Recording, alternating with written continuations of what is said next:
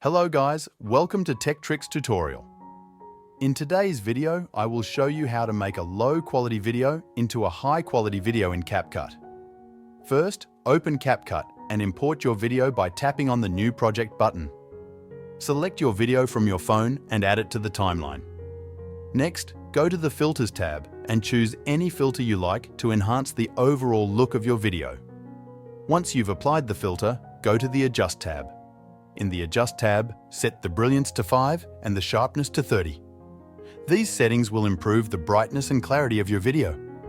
Make sure to drag the adjustment layer to cover the entire length of your video.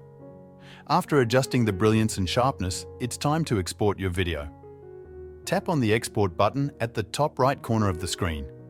In the export settings, change the resolution to 1080p and set the frame rate to 30. This will ensure that your video is exported in high quality. Now you can export your video. Thank you for watching. Please like and subscribe if this video helps you. If you have any questions or suggestions for future tutorials, let me know in the comments. See you in the next tutorial.